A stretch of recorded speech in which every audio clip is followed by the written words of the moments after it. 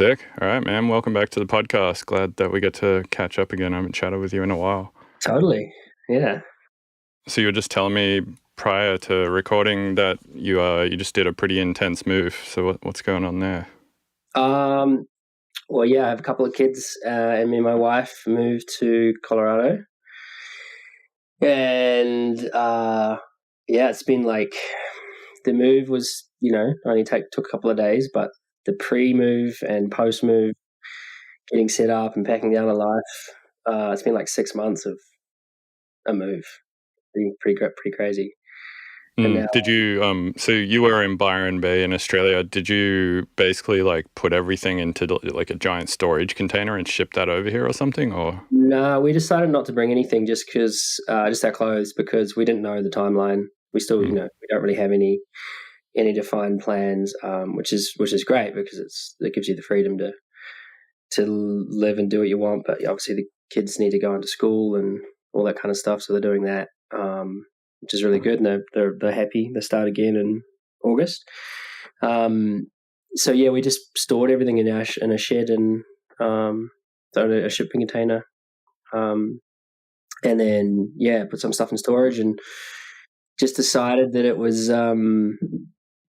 easier to not have that limitation and to get stuff here, which has been really cool. Found a great house. Right, and then it kind of like leaves an open door if you ever want to move back to Australia too. You just kind of have a setup there. Totally, yeah. It's like, living for the now, which has been really cool. Yeah. And was the reason for the move basically just because you were traveling so much and you were away from your kids so much, and you just figured it would be better if everyone just moved there and then you could just sort of tour freely and be at home during the weeks and stuff like that? Exactly. Yeah, you nailed it. Yeah, it's been a big shift. I love touring and I always love making music, and it's been really cool to now do it. It's like, I guess it's in a healthier way too. Just, I'm not away. And then it's like I'm on the road, and there's that feeling, and then I'm home, and then there's that feeling. It's like mixing the two, which is great. So I get to go on the weekend or whatever the timeline is. And then when I'm home, I have such a fulfillment of that life. So putting the two together it's always been the dream and the ideal thing to find that balance. I'm getting closer. I'm still probably not 100% there, but yeah, no, you nailed it. It was too hard. As the kids are growing as well, I don't want to be away as much. Totally. Doing this, so yeah. Sick. And how long have you been in Colorado now? We came here right after the eclipse in Texas. So when was that? It was like 3 months, I guess. Yeah, 3 months. Nice. And did you buy a spot there, or are you just renting a spot there? Renting, yeah. Nice. Yeah. And are you in like Denver proper? Yep, in the city. Yeah, fuck yeah. Yeah, Denver's a great city. I got so many passions of like mountain biking and then also going to see music and stuff. So I kind of like good place for both of that. Yeah, exactly. I'd love being in a city for the ease. Coming from living in the country, the ease of just whatever you want, whenever you want, and go for dinner. Yeah. This is a really cool town too, because a lot of friends come through a lot. But then I can escape that world and drive up to the ski field in summer and go mountain biking. It's like, I really like that, both worlds. And then you got the family world where you do family stuff. It's a great city. I love it. Have you ever been, and you're also not that far from Moab, have you ever been mountain biking in Moab? That's happening. No, dude, it's too hot right now. I've been trying to do it because this is my first little break of like 6 weeks off coming up now. And I'm like, fuck, I should go. Yeah. But it's too hot right now, apparently. Yeah, it is. Yeah, around this time of year it would be. I have, yeah. I did a mountain biking trip there towards the end of COVID. And the way I would... What one did you do? I'm going to write it down. I'm trying to get the list of where everyone's been. Do you remember what it's called? Yeah, I did the best trail I did there that I would recommend if you're like a confident rider is called Porcupine Trail, I think it's called. It starts with a P. I think it's Porcupine Tree or something like that. And then obviously you've got to do the like classic Moab ride, which is like, I can't remember what that one's called, but it's like the classic one that everyone does there where you're riding all over the slick rock and shit. Okay. And yeah, it's insane. It's like mountain biking in Moab is like what Red Rocks is to every other venue. It's like, it's just unlike any other spot, I feel like, that you can mountain bike. Yeah, I love it. I mean, I rode motorbikes dirt bikes when I was a kid, and then, kind of didn't do it a lot until I bought a bike in like 2016 or something. And there was just hardly anything to ride where we were living in Byron. But I found some, and they built some trails not that long ago.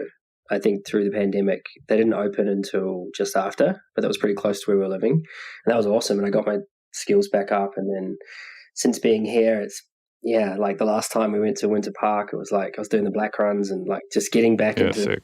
Pushing yourself, but also, I'm excited to go on some trips, like where we go camp and ride. And do you do jumps and stuff, or do you just do like rock gardens and whatnot? No jumps. Yeah. Hectic. Yeah, I never got into jumping. That shit always seems sketchy. I did like a couple, but like it's honestly not as hard as you think. It's just about like they're all pretty much the same. You just take off knowing where you are on the bike, and you let the jump do the thing. If you're riding jumps that aren't very well made and they're short and they spring you up, and there is a bit of that, but not too much at the really well put together parks. It's pretty easy, and you just build yourself up. Just get confident in the ones. I wasn't confident again, until like a year or two ago. I just hadn't done a lot of it for a long time. And riding motocross bikes, doing little jumps and stuff is kind of. I ride a electric hybrid. Sick. Bike. Do you have what kind of bike is it? It's a Trek Rail 7. Yeah, nice. Yeah, I got the Opiuo Rise M20. It's also like a hybrid. Yeah. Yeah, I love it because it's just heavier, and like when you're in the air, I just feel like I actually feel better in the corners, like in the banked corners. I'm like pushed into the corner just that little bit more. Yeah, totally. I mean, it's all just a confidence thing. I think they're all amazing, but it's just what makes you feel good. But yeah, e-bikes are the way they're so sick. Yeah, I want to go riding. Like when I go riding with people without those bikes, I just put on the lowest mode. It's pretty similar to riding a bike without one. It still helps you a bit, so you still get a bit, a bunch of fitness. And you ride either twice as far or with them. But yeah, we should go to Moab if you're down. I'm down. Yeah, I got to get my skills back up because I haven't been riding for like the last 2-3 years or something. But it's through like COVID, it comes back. Yeah, totally. Yeah, it's just like riding a bike. I went basically every day through the pandemic, and I got like just fucking crazy into it. And and then I just haven't really done it the last few years because there's no trails where you are. Was there trails? No, it's because I went through that huge period of being addicted to ketamine and shit, and I just kind of like fell out of the habit. And then I've just sort of been playing catch up since then, just trying to get a lot of work done and stuff like that. But I'm definitely feeling like I'm in a spot now where I could start to work that back into my life for sure. Yeah, I love it because you just have to be so present when you're going really fast down a hill, and it just removes everything else that's going on in your world. And I just like love I get off the mountain and I'm driving back to town, and I'm just like, look at this amazing, life. And I'm just like stoked on everything. It's like full reset for the week. It's fucking awesome. Yeah, I think that's the reason I liked it as well, is because of the amount that you have to just let go of everything else to do it, because the cost of not being present is really high. Like if you're not present and you're not paying attention, then you'll obviously probably have some accidents, and therefore it kind of just like the fear of that happening forces you to like go into that state of just not giving a shit about anything except the exact thing that you're doing right there. And I think anything that requires that much of your mental capacity to focus on, I've always been kind of interested in. I like activities that like require like all of you to do. Like music, I think, is in a way like that. It can be like that. It can also be like a thing that you're half in, half out as well. No, totally. It's been like, I mean, to go back to the move, it's been like we landed and I went straight on the road I just finished I don't know how many shows, like 20 something shows, weekend stuff, which is really cool because it was like getting back to the roots of just playing music. There weren't all huge rooms. There was just sometimes, very minimal production in a sweaty, small club kind of setting. And it was really cool because it was like this, there was so much going on, like settling into a new place with a family. And then I'd go away and do these things, which were kind of like a mini reset in themselves, because they were like fun kind of outlet. And yeah, I'm always trying to find the things that are like, like you say, like a good, it's like, yeah, for me, it's just a reset. So I was doing the riding, and then I was playing tennis for a bit. But yeah, it's been a lot to like land and yeah, I just look forward to each of those things each week. It's been cool. Yeah, I mean, let's talk about music a bit. I got some like philosophical questions that I want to ask you about stuff. What have you been working on lately, just music-wise? We got to finish our collab too. Actually, I did a session on our collab the other day because I wanted to play it in my like new set I'm building, and I'm pretty happy with how it's sounding. It's fucking loud. Yeah, it's awesome. I mean, I remember it. I see it was funny. Like I was thinking about it today because I was going to chat with you, and I was like, I had played it in a few different ways. I'd grabbed the second drop and put it in that kind of chorusy section, and I keep feeling like I want to almost go and revisit it to make it feel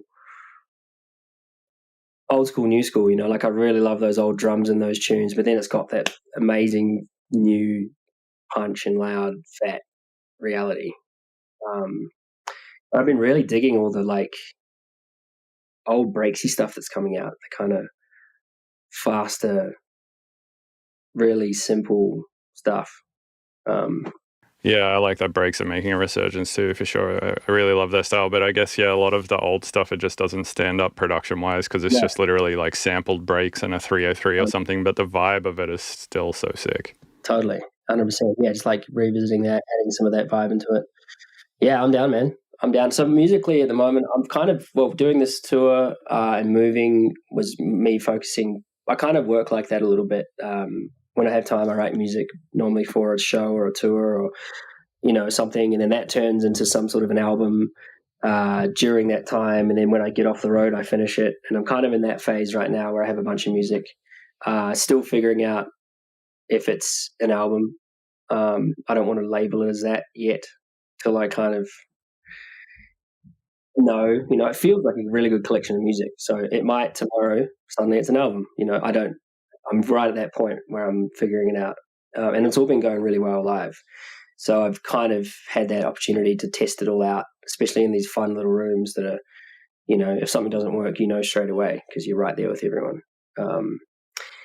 So yeah, I'm also working on a show that's coming up in 6 weeks in Denver, which is a trial of something different production-wise, and it will lead hopefully into versions that we can expand on. And I'm not going to go into too much because I want to surprise people a bit, but that's really fun too because it turns the music into a visual representation without just making a video for it. It's kind of like it's tangible and it's real.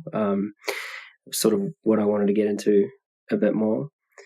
Yeah, so musically, I think I'm in that stage right now where I need to just wrap up a few things. But I really like music where it's been raw on the dance floor. It isn't too polished to the point of like losing its essence.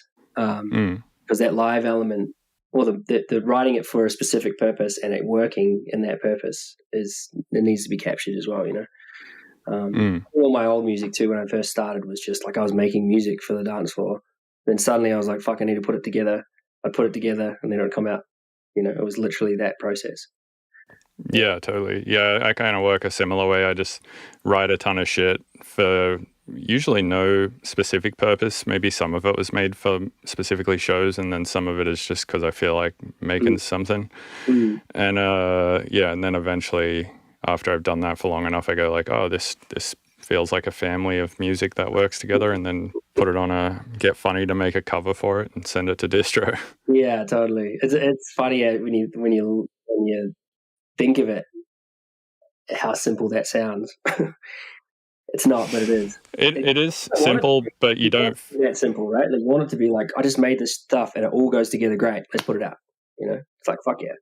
I think it is that simple, but like you just, because you're caught up in like the emotion of the whole process and you're emotionally invested in all of it, that you're like, emotions are not rational, so you can't look at it simply. But I do think it is actually that simple. Yeah, totally. What aesthetic values would you say you prioritize in your music? And do you believe that there are objective standards of beauty in music, or do you think it's all subjective? What do you mean by objective standards of beauty? So, do you think there's Is there a standard you have to acquire? I mean, Or do you think that there is like a thing, like in any example, it could be anything, that is objectively better than another thing? Not really. I mean, I feel like music is extremely subjective. It also comes down to everything that could possibly influence it is relevant. You know, your day, the temperature, fucking whatever. You know, I feel like no, I don't think I could make a judgment on someone else's opinion on something. If it comes from the right place, I feel Well, like. I'm just asking you, like, what if you think there is like an objective. No, I don't. I don't because I feel like if there's no influence on something for someone and it's pure from them, their their opinion on something is theirs. You know, I think that's great, and that's completely subjective. Yeah, no, I agree. And what would you say are the aesthetic values that you prioritize in your music? I mean, at the end of the day, it's like I feel like music is done for me when I can sit down, close my eyes, and just let it wash over me, and it feels. I feel like I almost see shapes. Sometimes I used to a lot more when I was younger. I close my eyes, and when I was actually completely removed myself from listening to the song, but it just became a song, and I would see shapes, and it was like this thing that worked so well together. The balance of everything is really important, and I guess for me as well, there's some part of it is like I know when I'm making music that I want to make or that I feel is pure to me or to the moment. And I can also tell when I feel like I'm making it for a reason that is not that. And that aesthetic feeling and sound is obvious. You know, it's like to make music to sell more or to make music to get a certain show or whatever the thing is that, you know, can drive people is I guess that would come down to that same category as like I know when that feels off, you know. And so the value to me of it is it sounds cliche, but it's a pure representation of me. And I think sonically it's, you know, I like loud, emotive, punchy realities that are just like inspire something in someone because it's doing something. It doesn't feel flat. It feels energetic. It feels like, you know, I really like the challenge of making music that is slower, that feels highly energetic, or that is faster, that feels with lots of space, even though it's really fast.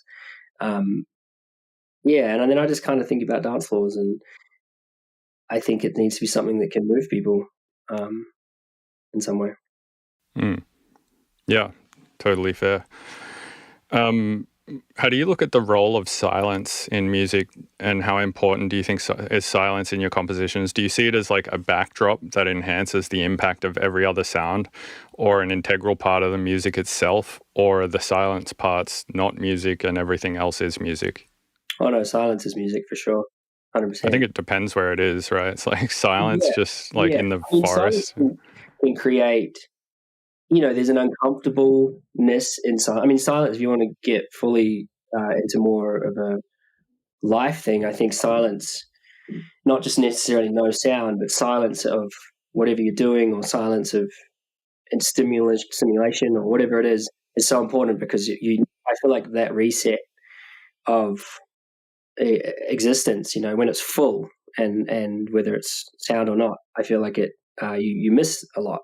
You miss a lot of the peripheral, and things don't seem as colorful because you've just had a lot of color, you know. And I think silence is just as important to music, done correctly, or you know what I perceive as correctly, for sure. And it's kind of funny, like I never, not a lot of what I do is a conscious thought of like I'm going to put that there because it's going to have this effect, and you know all these kind of chosen things. It was more like, it's really intense, but if it stops and there's some silence and then it comes in with this thing, you could almost pull all of the noise out and just have one element left, you know, and you've got highly impactful moment with the most minimal amount of sound possible because of silence, you know. And that's the same thing I think with life. It really is, you know, I've been sober for a bit now, and I haven't really talked about it too much or just taken it as a thing, but it's also that is in terms of silence, because it's a way of experiencing things a bit more purely for me, and it was the time I needed to felt better for it, and I think the excitement of things then is enhanced in different ways. I think silence in music is amazing. Yeah, I agree. I think it's like a good tool for contrast for the exact same reasons you mentioned. If you're just like showing somebody red, like the red is no longer interesting. But if you show them red and then zero, nothing, and then red again, like a minute later, it's like more impactful for sure. I look at DJ sets that way too. I feel like if you just play like a whole set, I notice this, like if I play a whole set of just my own music, which I'm actually trying to do again now for whatever reason, that by the end of the set, I feel like it all just sounds kind of grey because it all just sounds like Mr. Bill. So for a while, I had this thought with DJing that I should play like a Mr. Bill track and then just like the most polar opposite thing next to that, and then another different thing and another different thing, just to try and like create these like huge moments of contrast throughout the set. I mean, do you like the challenge that I find, because I play all my music, I'll occasionally drop one song from someone else in a set. Never more than one, maybe two occasionally, very rarely. But I feel like that challenge of like, I need a different feeling in this moment, and purposely writing something for that. That's where the intentional composition will come from me for those moments of, how does this set feel? Okay, I need something. Or, I want to write a house tune and I've got something that's kind of more like this. Well, if I go here after that song, that could be cool. And, I literally will have the audio from the other song, the outro of that, and start writing something into that. Sometimes, and use it as a DJ tool, to really fill a set and try and, it's always been the challenge I've had for the last 15 years is I didn't think any different, because I felt like if I grew up DJing and I loved that, didn't really play any of my music because it wasn't ready yet. And then as I got into making enough music to fill an hour, from then on, and I think it was like 2009, I was like, all right, I'm playing my music. And I was actually a bit surprised when I first came to America and would watch other producers play and expected them to play. I don't know why, but I just expected them to play 100% of their own music, and they would play 4 or 5 songs, and the rest of the set was the big songs of now. And wasn't better or worse, but it was just my expectation. What I put on myself was that because I'm making this music, I want to make a whole set of it, and sometimes that works in a really positive way because it gives people an aesthetic, and they can follow that, and they can really get down with it, and they can trust it, and they can go on the journey. And then sometimes, like you said, as the person doing it, you can be like, I wish I had something that I could just drop now that was that direction, Yeah, it takes a certain level of confidence, I think, to do an all original set.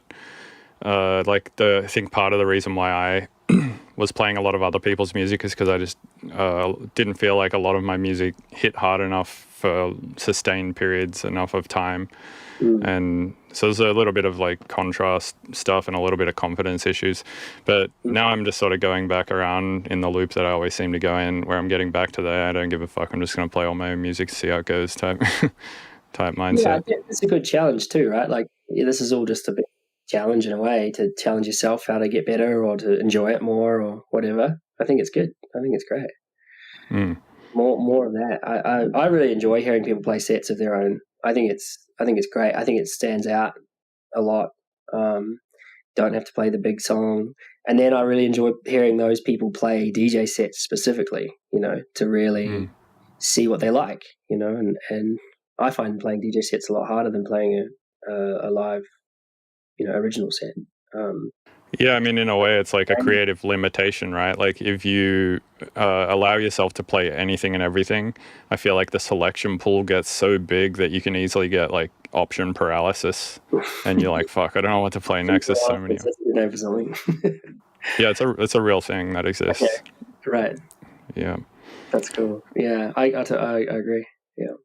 What is your view on the concept of a musical genius? Do you think it's the result of innate talent or really hard work or something else?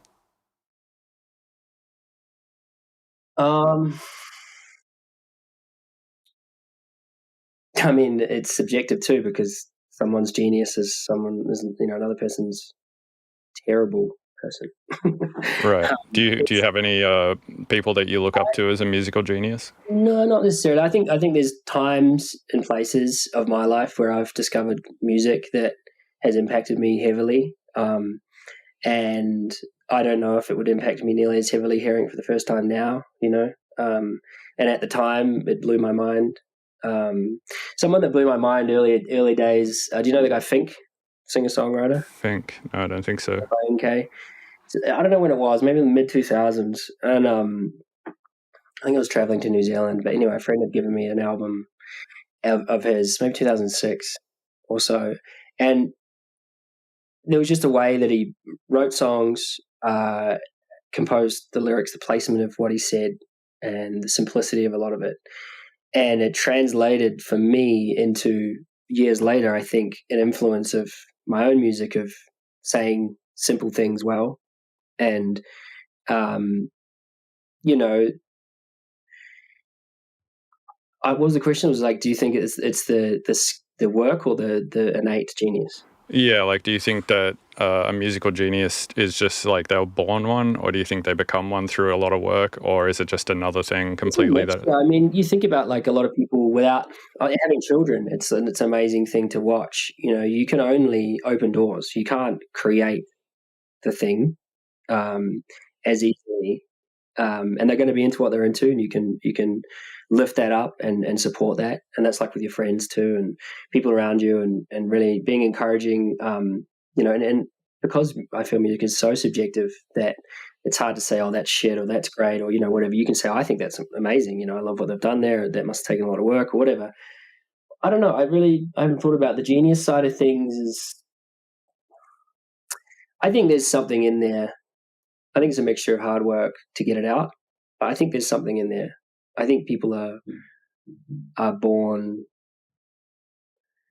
with a lot of what they have, and being given the right environment, the right support, the right option to learn those skills might help it. I don't know. Genius is a funny thing. I just don't know if I ever would use that. Yeah, I mean, I guess like somebody who works insanely hard their entire life could be a genius to somebody and not to somebody else. Exactly. But also, someone can work extremely hard their entire life and just not have the opportunity to hit that thing, and for whatever reason, could be geographical, could be emotional, could be physical. There's like so many things that can. It's a hard one too, because I think it's such a medium that is assessed, and people's opinions are allowed to be fact of like, this is good and this is not good. A general consensus can come across, and that's fine. But, if you're making something and you believe in it and you put it out there and people hate it, then you're going to suddenly think it's shit. But you were so passionate about how amazing it was before that happened. So isn't that the success? And you're a genius in yourself of that thing. You've clocked the thing that you always wanted to do, or made the thing you've wanted to do as well. I don't know. I think by the point I've made the thing that I want to make, I no longer appreciate it as much, because I've either like been too exposed to it, so that contrast is not there between it existing and not. Yeah. I've been just listening to it for way too long. You never hear it for the first time. Yeah, exactly. So I think through that time you get desensitized to it, and then by the time it's finished, you're kind of like, is this actually good? I can't even tell anymore. But that's the thing. You hear something that for the very first time is the complete finished product of years of work and years of skill growing and all that kind of stuff. And you're like, oh, genius. Amazing. Couldn't have done that myself. It's like, how could you ever, analytically listen to something you've done or someone else around you've heard a lot. Yeah.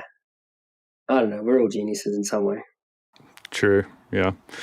In electronic music, where lyrics are often minimal or absent, how do you convey meaning and emotion? And do you think that music without words can be as powerful as music with words? Yeah. Or maybe not as powerful might be the wrong word. Do you think it can be as tangibly meaningful? Yeah, totally. I think absolutely. I mean, it's all up to you. I think sometimes words can be distracting too. And sometimes, I used to find myself when I was a lot younger and as a teenager, I never listened to lyrics. I just liked the vibe. I actually really enjoyed listening to French hip hop as well. But I didn't understand the lyrics, and I just wanted to go off the vibe. And I think that's relevant. But I think I think lyrics can sometimes be the leading force, but they can also be the thing that maybe makes you not enjoy the music, and the music can be more powerful than the lyrics sometimes. Yeah, I think that's the challenge too. I think the challenge is making instrumental music that is just as powerful, and that's fun. I think both are great. I really enjoy listening to lyrics and going on the journey of that, and then I like listening to things and imagining what the people were thinking who made it. And was it designed to make me feel this way? Am I feeling the way it was designed? Or because lyrics are trying to probably tell you that, whereas instrumental music, it's totally up to you. And how do you personally create that meaning without words in your music, and then how do you ensure that like somebody else listening to it gets that same meaning out of it? I don't try and get them to get the same meaning. I don't think that's once it's left me and it's become what it is, and it's for someone else to interpret, I think it's up to them. I think that's their journey with it, and that's the cool thing about it. It being instrumental gives all of the directions possible, and people who use it, like I've been fortunate enough to have people come up to me for over a decade and tell me their experience with my music and what it's meant to them and the times it got them through certain things that I couldn't have imagined ever it being used for that or taken on as that's what it was, to them. I think that's cool. I think it should be up to you to decide what it is, and my emotion that's put into it a lot of the time is just in some sort of enjoyment, that I'm enjoying making it, or I want to feel. It's not like I'm trying to bring out an innate response of an emotion myself. It's just I just have to enjoy it, But there's a fun in it, and then. But for shows you are though, right? Like you're trying to elicit a type of response. Yeah, for shows I am, and for shows it's I guess the type of the response is just living life. It's like there's no direct. There's a moment of like contrast in a set, and there's a moment of bringing people down to probably be present, and maybe at the Red Rocks show last year we played What a Wonderful World just because I think it is, and Good I think song.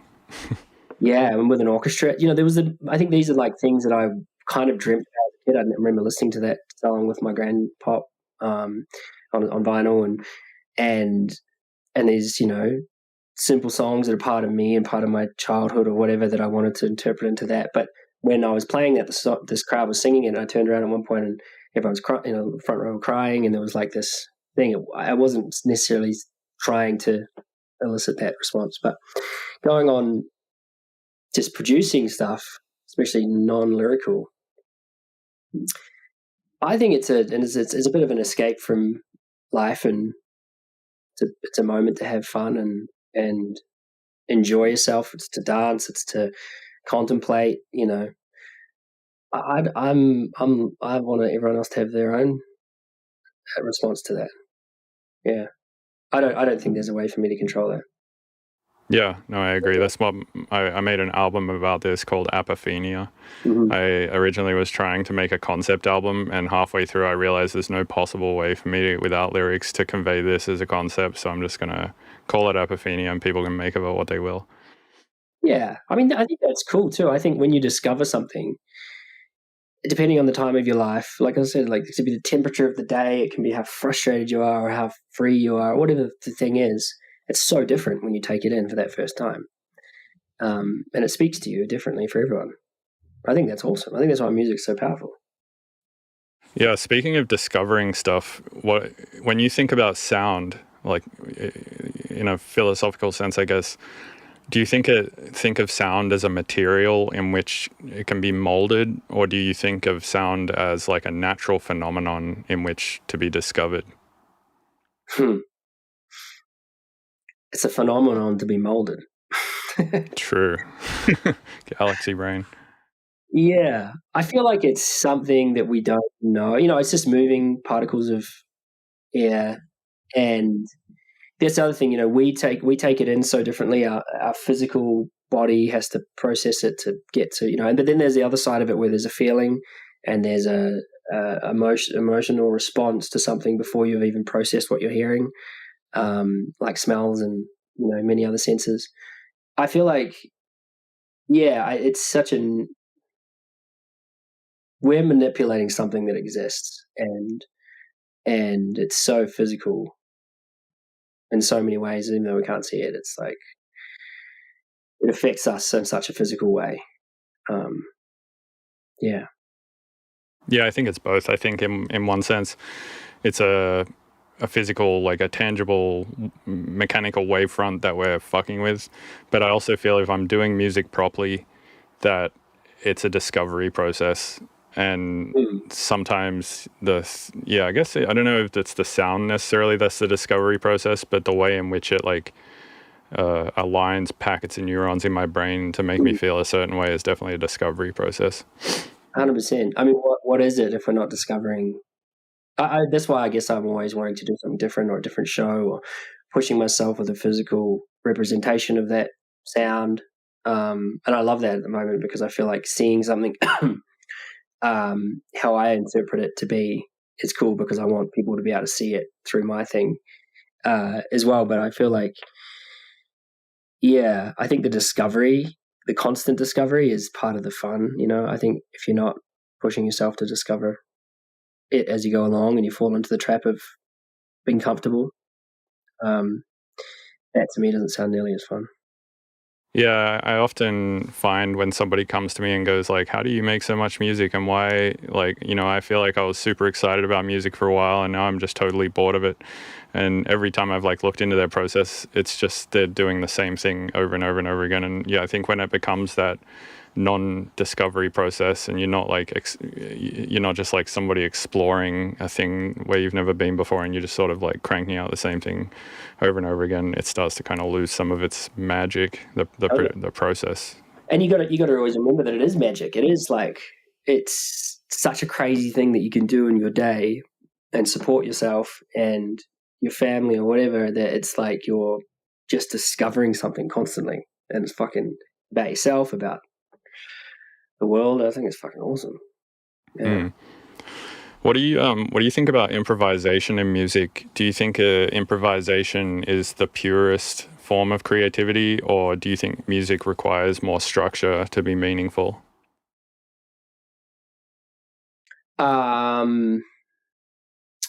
More structure to be meaningful? No. I mean, some of my best experiences have been things happening that I didn't expect. Is that what you're kind of talking about? Like, I'm just talking about like music in general, right? You've got like improvisation where you're just kind of jamming, doing random stuff. And in a sense, you could look at that as like the most purest form of creativity, right? Because you're just sort of on the fly, like spitting stuff out. If it's structured, it's happened before, right? If it's put into a box or without a better term, it's like if it's already preformed, well then in some way it's probably happened before, and maybe that discovery is less. I think we're improvising when we're making music constantly. We're trying new things with new tools. I think improvisation is everything. I think within your own structure, or what was the word you used? Like improvisation, or like do you think improvisation is the purest form of creativity, or do you think the music requires structure to be more meaningful? They're kind of two different things, aren't they? I feel like, for me, I think improvisation within a structure that is meaningful to me is the best thing. I think there has to be some sort of structure for it to make sense to me. Wait, but then it's structured. Then it's no longer improvisation. But what if you improvise and then align it to something? Yeah, then you've structured it. It's no longer improvisation. Okay. So then is improvisation a completely new thing every time? Yeah, improvisation I would categorize as like real-time playing and messing around. Okay. Like you, Okay. let's say you had a drum machine, a synth, a couple of things around you. You're just like playing around, and after the moment that you've done that, it's gone. Like that's what I would categorize improvisation as. And then structured music would be like when you take any of that, put it in the DAW, and start putting it together. Okay. Yeah, I see what you're saying. I would say no. I think structure creates an understanding and a way of communicating it. I think there are people out there that can play full improvised sets and they're incredible, but there's definitely moments of full improvised sets I've seen in my life that are confusing and sometimes probably a little bit off. So yeah, I think for my brain, I like structure for sure, and I think within that you can push that boundary for sure. Yeah, and no, I think for sure that. Yeah, I feel like jam bands kind of try to find the middle of this, right? They like structure. Do you understand the jam band thing? I think I kind of get it. Yeah, I think it's like they just understand the thing. I mean, sorry, it's a simple question, but I mean more like when I first came here, I didn't get the skill. I think I didn't understand that, and now after seeing, knowing how hard it is sometimes, and seeing some places they get to fully improvising, not the entire show, but it's like some moments are just like they are magic. They're fucking incredible. But yeah. Wait, how would you describe the jam band thing? The thing, I mean, I guess for me, it's that full improvisation the whole time. They do have some structure in the background originally, but they get to go. I think performing that would be amazing, more than maybe for me, because I actually probably, now thinking about it, like structure a lot more than I admit. Sometimes listening to it is not the most enjoyable part, but I can imagine performing that would be really enjoyable because you're really trying to find that pocket or trying to find that thing, and you hit these moments. Not having grown up with it, that's what I mean when I first moved here or first came on tour here and I saw some of it, I didn't get it.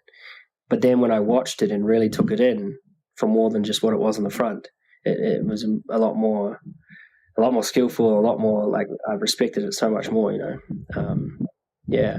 And I think it's a really cool thing too, because there's people out there that would really enjoy that process than someone going and DJing or, playing something that was pre-planned and they've got they're playing some live stuff, but they're not, there's not any direction they want to go at any time. Yeah, I think it's a cool influence on electronic stuff, production and performance. Yeah, the way I understand the jam band thing, and correct me if I'm wrong, is that they kind of have like checkpoints, and then like between those checkpoints, like anything kind of goes, but there is still some like constraints there, like between X checkpoint and Y checkpoint, there is like X amount of minutes or bars or something like that. Is that how it works usually? I don't know. I mean, I've not delved into it, I see it from the outside. This is the thing. I'm not saying I understand it because I have only experienced it from playing shows with jam band, what I would consider maybe jam bands, or being at festivals when they've been playing and stumbling into some times where it is magic. They hit. You're like, whoa, and then I'm wondering, is this practiced or is this literally that moment? And then when you believe that maybe it is that moment, it's amazing, It's really cool because to hit that at that very particular time is epic. I grew up playing in bands and we would just jam, and that was amazing. It was so fun. It was like, I hope that is not lost, with what's, I guess, coming in the future of a general term of AI music, and maybe that's what will shine, is the ability to be able to play on the fly, and not try and create a finished product all the time and have that moment and that's it, and release the live set or whatever. I think that's really cool. I think that is a great form of expression for some people, Yeah, I mean, speaking of live music, like what are your thoughts on live performance versus recorded music? Do you think that one offers a more authentic or impactful experience than the other? No. You mean recorded music played live? Yeah, both of like those. if you're at a show, like the difference between like a live performance, like a band playing the thing versus a DJ just like playing a recording, like do you think that one is more impactful than the No, other? no, I don't. I think it's all about the right music at the right time for the right person. The right setting, the right programming, the right volume, the right mixing of the sound system. I think they all play into it, and so in the end, what's going on stage is no more or less impactful than the other. It's totally up to the listener as well. It's totally up to the understanding of what's happening. There's plenty of people out there that think, a DJ may be making the music on the fly, just without any knowledge of what's actually happening, and think that's incredible and that's great. And then there's people out there that see a DJ and probably feel that there's nothing happening and it's terrible, regardless of the music. I don't think any one is better or worse. I think it's all great. I think any music's awesome. I don't have any music that I particularly would say is not worthy of being music. It's all relevant to someone. Yeah, no, 100%. When you think back on like shows that you've seen, shows that you've experienced in your life, what are like the top ones that come to your mind as having the most impact on you personally?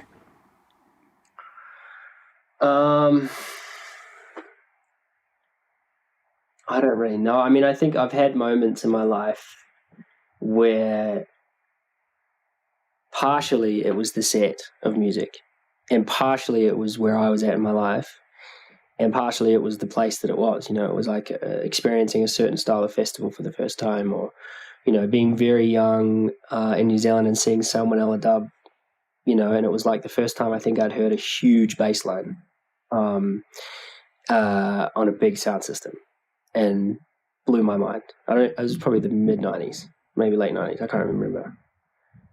Yeah, and then there was a band called Super Groove in New Zealand that played kind of like, not a better reference, I guess it was a bit like Rage, a bit like heavy funk rock kind of thing, and blew my mind as a kid. And my mum was telling me I was sitting on the stairs at the back of the venue, wasn't supposed to be in the venue, watching it. I don't even know how old I was, probably early 90s. Blew my mind with the power of music. And then fast forward to probably 99, 2000, going to the Gathering in New Zealand. Don't even know who I was seeing. It was giant stacks playing trance, in the rain at New Year's. Blew my mind. Probably, I remember seeing my good friend now, but Dave Tipper play in 2000.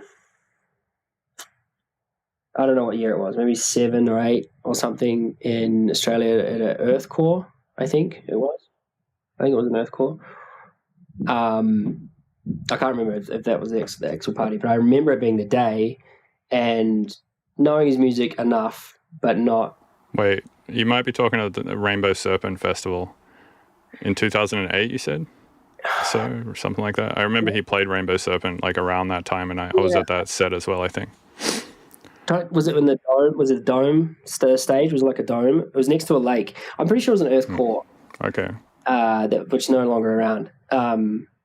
In like the guy who put on Earth Core, Spiro, he got beaten to death in a bar, I believe, in Melbourne. He did, yeah. Which is sad. He had a very checkered past. I don't know. Yeah, I don't know the full story of that, but I did hear about that. It's full on. But yeah, I saw Serpa play the set, and it was like, I think it was one of the first times I'd really heard the slowing of tempo, and still having, because I've grown up with dub and drum bass and kind of a bit of breaksy sort of stuff in New Zealand, heavily dub focused nation, great roots music. So that bassline stuff was always really important to me, and hearing this kind of like better, more electronic version of that, and that was the change of hearing it in live form and then hearing it, electronic form, was so sick. It was like daytime, just had a great dance. And, I've had a few of those moments in my life where it's normally like that most unexpected time, it's not middle of the night, it's like afternoon, and someone just plays an amazing set, and just triggers little sounds in my brain that I've maybe not heard, or maybe not heard put together in that way. And, the being analytical of music, probably like yourself, it's hard to sometimes hear it without thinking about how it was made. And then having those moments when you're on dance floor and you're not thinking about how it's made, you're just being present with that moment and with your friends or whoever. I've had a few moments like that in my life. And and equally as powerful was seeing a band you've wanted to see for forever play, a show and hear it so differently. I feel like every show is so different. Like it's for me, you could hear the same person play the same set the exact same way, but the setting has changed and the set feels completely different.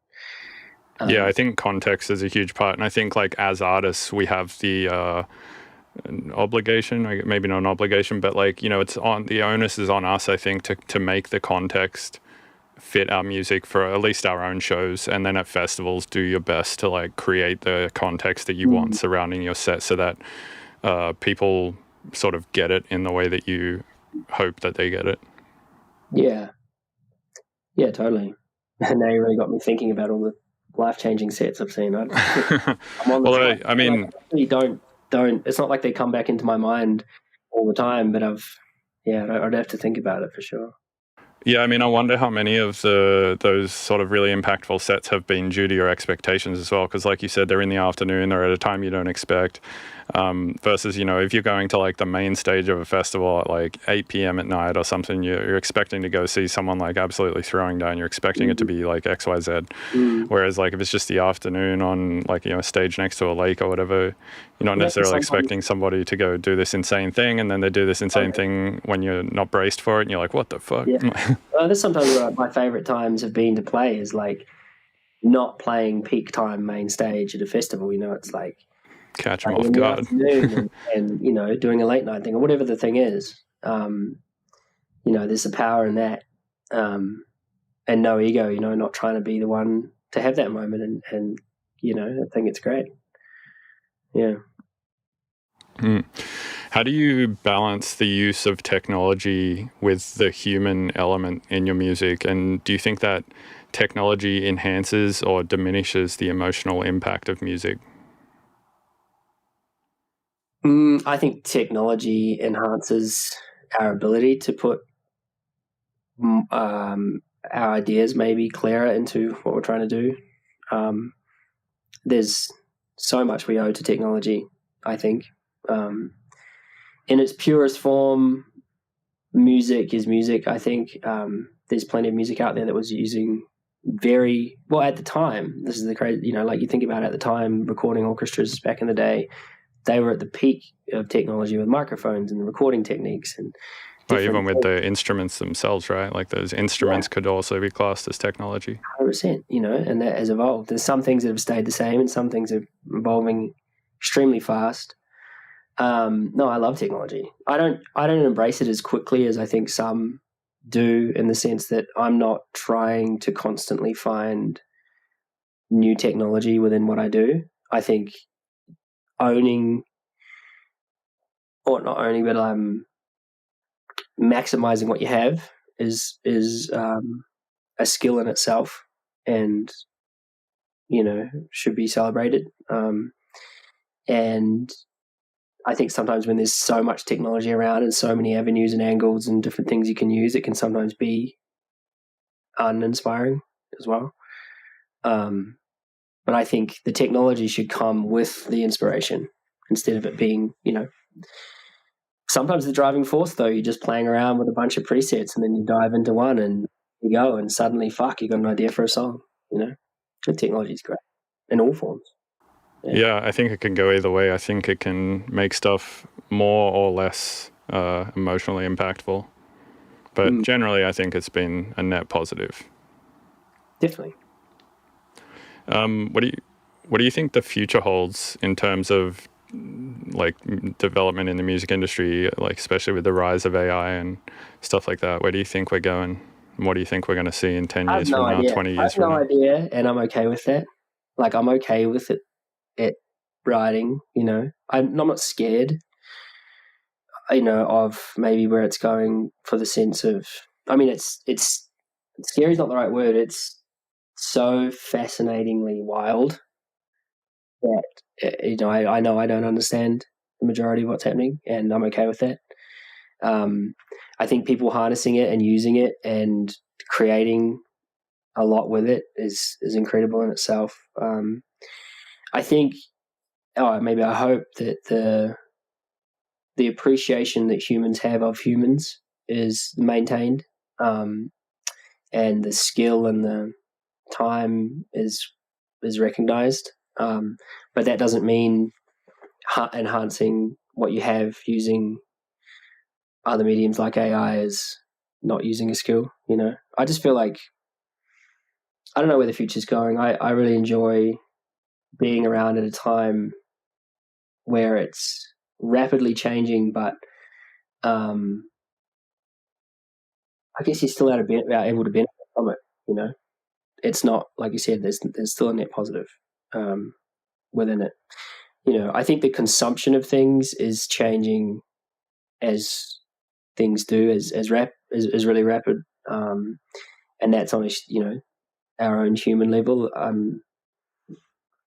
just hope and wish that people can still appreciate art, and they don't want to be slammed with the most amount of content just purely because it's content. I just hope there's an art form in there and people can still recognize it and appreciate it. Yeah, I feel like that'll probably be the case for sure. Did you see the big court case that's happening right now against Udio and Suno? I saw it in the headline. I didn't follow it. Yeah, so Udio and Suno, two AI companies, they've trained models on... What they use to train their models? That's questionable. We're unsure. But the major labels like Capital, UMG, Warner, etc. So all they've said about their model data sets is that it's public fair use stuff. They haven't said exactly what it was, because that would be, they said, quote unquote, trade secrets. And they also claimed fair use, which fair use is like a defense. You say fair use when somebody's trying to take your YouTube video down because you're trying to claim that you used their thing in fair use, right? So the fact that they even said fair use kind of sounds like they're using some data that they actually don't have the rights to be using. But the funny thing is that Udio has been at the start of songs spitting out producer tags. So you know how a producer like DJ Khaled or some shit will, at the start of every song they produce, they'll put their producer tag, like Khaled's one is, another one, like DJ Khaled, another one. So at the start of a bunch of generations that Udio has been spitting out, they've been putting these, you can just clearly hear a producer tag like DJ Khaled's one or something like that. So it's pretty obvious that they trained it on stuff that they actually don't have the rights to train it on. And I guess they're being taken to court for copyright, because currently that's the only law that exists under which they could be prosecuted under, because there is just, it's a gray area right now in AI. There is no law saying that you can't train a model, like an AI model, using stuff that you don't technically have the copyright for. But given that it is actually making copies now of producer tags and stuff, they're actually breaching it. Yeah, that's unfortunate in the sense of I just purely hope people are still driven to create. I don't want it to become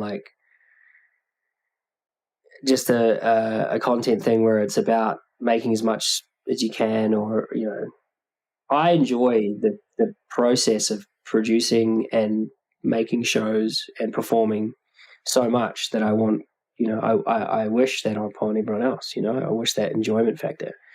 I don't know. I just feel, I feel like if it's going to come down to just having websites that are just there purely ripping other people's music, I mean, I don't know, where does this going? Where's the court case going? Is it deep in it right now? So they just started it. I don't think they're even at the discovery process yet. But I think once they get into discovery, if it goes that far, which I'm sure it probably will, there'll probably be a precedent set for this in maybe, I don't know, 6 months or a year, maybe longer. I don't know. Court cases take a long time, so Okay. hard to say where it's going to go. But I think what's going to happen is, like, the point at which there's contention right now is if I take your song and I have a copy of your song on my hard drive, right? So I haven't made any copies of it yet. I bought your song. It's just on my hard drive. I have one copy. Copyright law says I'm not allowed to make another copy of that. So not allowed to burn it to a CD, not allowed to like move it to another computer, etc. That would technically be like breaking copyright, I believe. So the question and the point that they're trying to figure out is, when you train, like if I have an AI model, I have your song, and then I train this model on your song, is that making another copy of it? And it's hard to say if it is or not, because like I think AI is pretty much a black box. Like nobody knows what's going on in there. It's like a bunch of machine learning, like a neural net that's just doing a bunch of shit that we don't, as far as I know, fully understand. So yeah, that and because copyright law is really the only thing that exists to protect music in that way at the moment, it's all being thought of in that sense. So we don't really have a law or a precedent yet for that. So I think maybe one of those will be set soon. Yeah.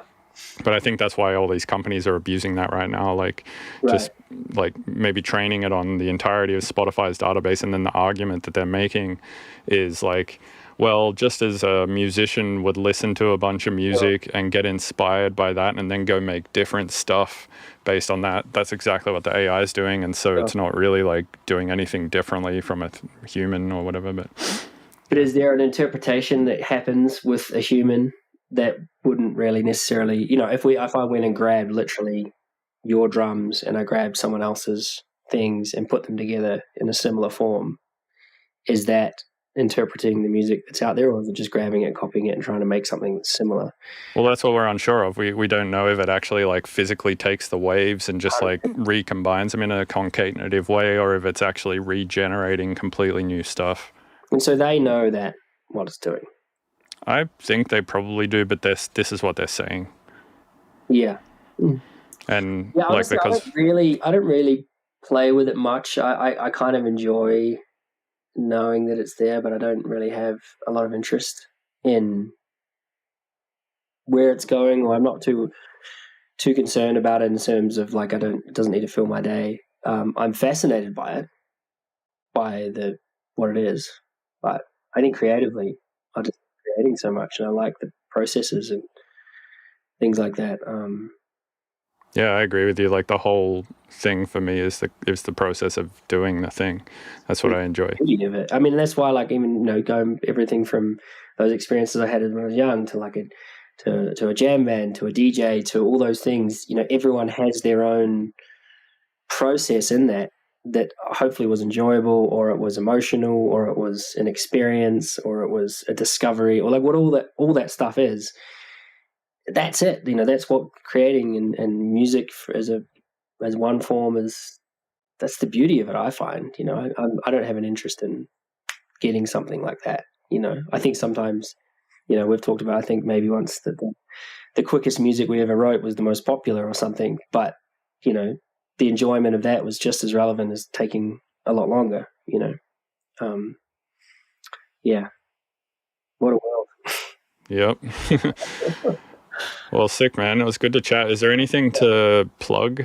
I think the person who put me in touch said like you were coming on here because you're doing a tour or releasing something or something like that. You doing something? Yeah, what are you doing? Yeah, no, I released a few songs with Ashes, a good friend from New Zealand, and maybe a month ago or something. We'd written music over the last year and put it out, which has been great. And I love that guy, and it's been really awesome to see him come over to the States and tour. Yeah, I've got some shows coming up, putting together a live experience version. So it's like I guess in a simplified form, it's a band format of some sort of orchestral show, to be able to do more of this kind of merging of worlds, which I'm doing at Unison Festival in a little bit. But yeah, working on this production for Denver to test it out and try something different is exciting. And then, yeah, just land here and live and make music with people like you. Fuck yeah, dude. Well, yeah, I appreciate you coming on again. I'll shoot you a link for the render that I made recently to play in my set for our collab. Okay. And yeah, we should definitely jump back on that. Yeah, it's been good. When did we start it? Like late last year? Something like that, yeah. Yeah, it's been good because I've having that break from it. I haven't heard it for so long, and I was imagining what it sounded like this morning. I'm excited to hear it. Yeah, it's a good phase. I like that phase when you like fully let go of it. Yeah, totally. I agree. I think it's important, like you have to fully let go of something so you can come back to it with like a somewhat more cold and calculated approach without being attached to the bullshit that was in there from when you invested time into it, and then value it because you invested time into it. Yeah, isn't that a funny thing, the value of it? Well, time is non-renewable, right? So if you invest your time into something, it automatically to you has this like innate value to it. Yeah. But when you forget about the time you invested into it from spending, so like I can't even remember how long I've spent on our track because it's been so long. Like it might have been a week, it might have been half a day, I can't remember. Yeah, so that's removed, and then you don't have this like, but I spent X amount of resources on this thing, I have to keep it, That is a funny moment. That's, I think, where I'm at with this collection of music I have and deciding what I'm doing with it, because some of it I feel very passionate towards, and some of it I'm unsure. But I'm unsure because I haven't been able to reference it, I guess, for what it is. So I think, I don't know. This is an exciting time in between. Yeah. Fuck yeah. All right, dude. Well, it's good to catch up. I'll chat to you soon. All right. Bye. All right. See ya.